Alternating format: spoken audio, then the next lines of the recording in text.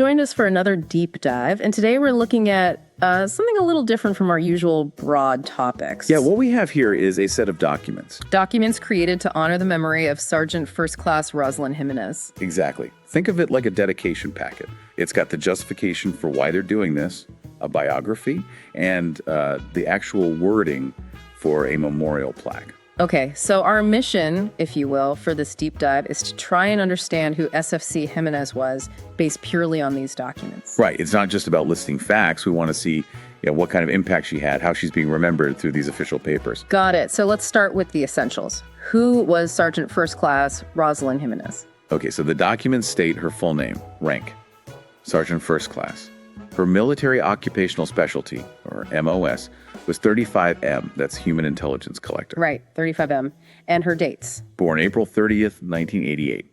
And she passed away, very sadly, in a car accident on May 5th, 2024, in Woodville, Texas. And at the time of her passing? She was assigned to the Military Intelligence Noncommissioned Officer Academy at Fort Huachuca, Arizona. Doing what specifically? She was a senior small group leader there, a key role. Okay.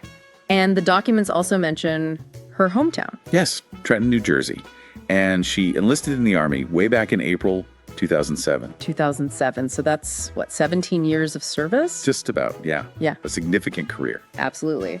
And that final assignment at Fort Huachuca, senior small group leader. That really jumps out.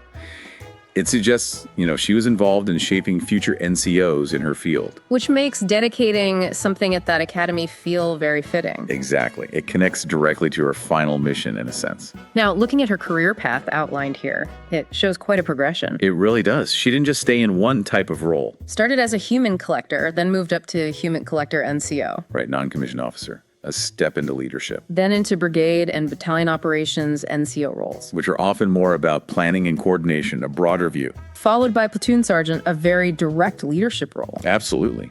Responsible for a whole platoon of soldiers. And culminating in that senior small group leader position. That kind of upward movement, well, it speaks volumes about her competence and the trust leadership had in her. Yeah, you don't just get handed those roles. No, you earn them. Oh. Each one demands different skills, different leadership styles. And her assignments took her all over. They certainly did. Let's see, 2nd MI Battalion, 66th MI Brigade in Grafenwöhr, Germany. Okay, starting overseas. Then back stateside to Fort Hood, Texas, with the 1st Brigade Combat Team, 1st Cavalry Division. A very different environment. Definitely. Then down to Fort Sam Houston, Texas. With the 470th MI Brigade and the 201st MI Battalion there. And then this one stands out, U.S. Army Attaché in Indonesia. Yeah, that's a really interesting assignment. Very different from typical Army units. Requires a lot more diplomatic skill, I'd imagine. Absolutely. Cultural understanding, liaison work. Yeah. It's a unique posting.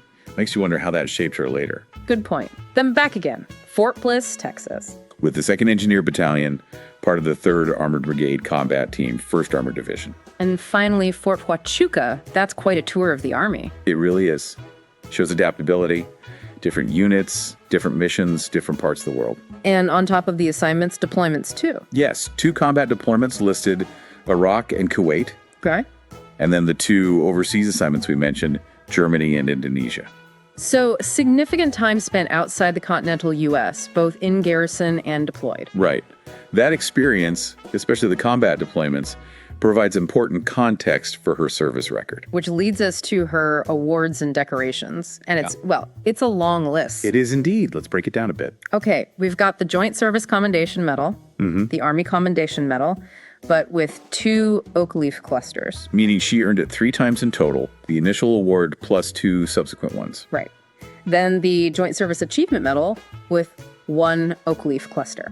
So earned twice. Army Achievement Medal with 2 oak leaf clusters. Again, 3 awards. Yes, seeing these multiple awards, it points to sustained excellence over time, not just one standout moment. Then there's the Meritorious Unit Commendation, which reflects positively on the units she served with during specific periods. And the Army Good Conduct Medal, a 5th award. 5 awards of the Good Conduct Medal.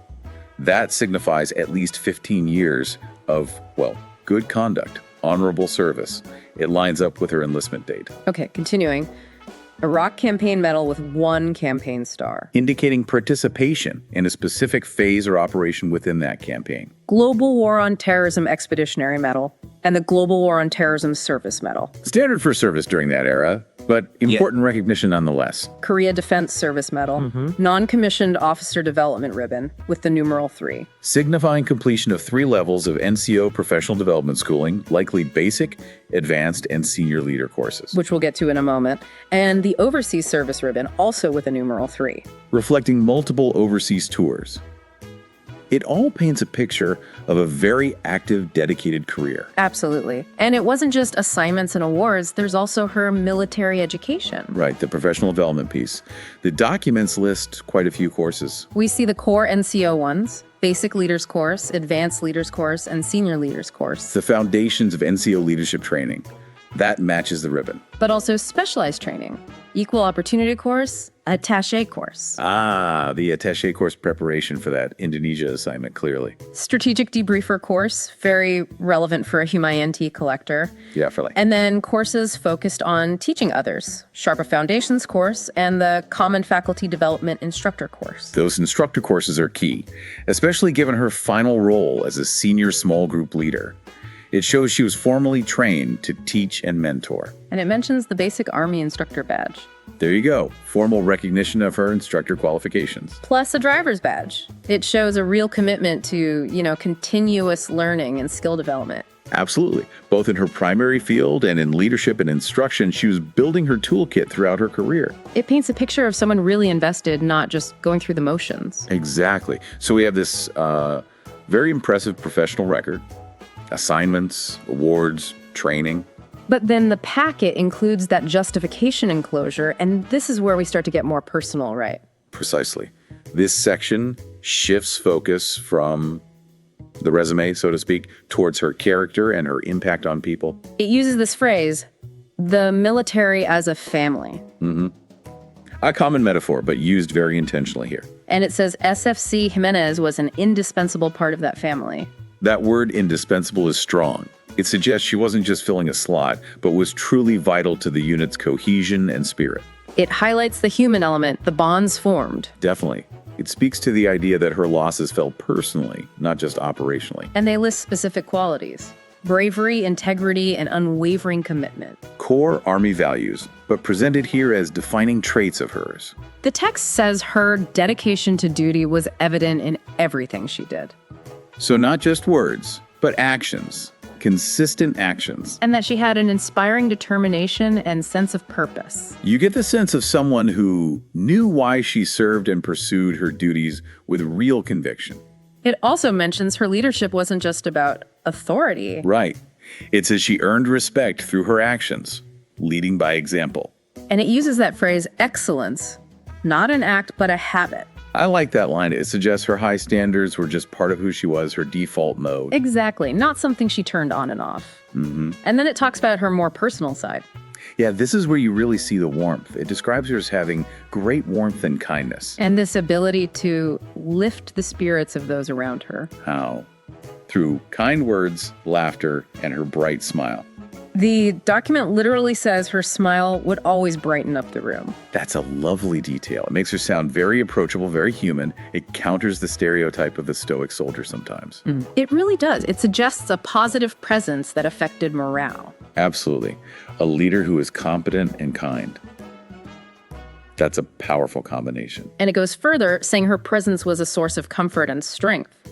A beacon of hope during the toughest of times. That's quite a statement. It really is. It points to significant emotional intelligence, the ability to be there for people when things got hard. Supporting them personally, not just professionally. Exactly. That kind of holistic leadership, looking out for the whole person, is invaluable, especially in stressful military environments. Okay, so that's the justification for the dedication now. The dedication itself. Yes, the physical act of remembrance. It specifies a framed piece going on the wall. Room 126 of Ice Hall, building 62722. Very precise. That precision matters. Ice Hall at the Military Intelligence NCO Academy at Fort Huachuca. It places her memory right back where she made her final contributions. In the heart of where future human NCOs are trained. Exactly, a constant reminder for them. And the inscription. Let me read it. This room of exceptional leaders is dedicated to SFC Roselyn Jimenez, 30 April 1988, 05, May 2024. The senior small group leader for 35M Humanity Advanced Leaders course, always remembered. Wow. Okay, lots to unpack there. First, the room itself is designated the Room of Exceptional Leaders. So dedicating it to her explicitly places her within that category, holding her up as an example. And it specifies her exact role, senior small group leader for the 35M Advanced Leaders course. Pinpointing her direct impact on that specific group of developing leaders in her field. It makes the connection very concrete. And then those final two words. Always remembered. So simple, but so powerful. It really is. It's a vow, almost. A commitment from the community, from her military family, that her contribution, her life, won't be forgotten. It captures the whole purpose succinctly. Beautifully, yeah. Finally, the documents acknowledge her family. Which is crucial. It lists her surviving husband, SFC Chad Hare. Also Sergeant First Class. Yes. Her daughter, Maya Rose Hare. Her mother, Roselyn Jimenez. And father, Jesus Jimenez, and her sister, Janet Jimenez, and brother, Joshua Jimenez. It's a vital reminder of the personal loss behind the uniform, behind the rank and achievements. Absolutely. It grounds the memorial in the reality of the family who lost a wife, a mother, a daughter, a sister. So, pulling all of this together, the career, the awards, the personal descriptions, the dedication, what's the overall picture we get? I mean, it's remarkably comprehensive for a set of official documents. We see this highly competent, dedicated soldier who rose through the ranks, took on challenging roles worldwide. Recognized multiple times for her excellence. Right, but also this warm, kind individual who genuinely cared for people, who lifted spirits, who was seen as a source of strength. A respected leader and a cherished colleague. And a beloved family member. It's a multifaceted portrait that emerges. These documents succeed in showing the depth of her impact. It really demonstrates how one person's life can resonate across so many different spheres: professional, personal, familial. Yeah, and it's interesting how these internal documents, meant for remembrance within that community, give us this window into what they value and how they choose to honor one of their own. Which brings us to a final thought for our listeners. Think about how these specific details we've gone through, the variety of jobs, the number of medals, but also those descriptions of her kindness, her smile, how they all combine to create this picture. Yeah, it's more than just a list of achievements. Exactly. So consider what it really means to be remembered like this. What stories do memorials like this plaque in this specific room tell? Not just about SFC Jimenez, but about the community remembering her and the values they hold dear. That's a great point to ponder. How we remember says a lot about us, too. Something to think about after this deep dive.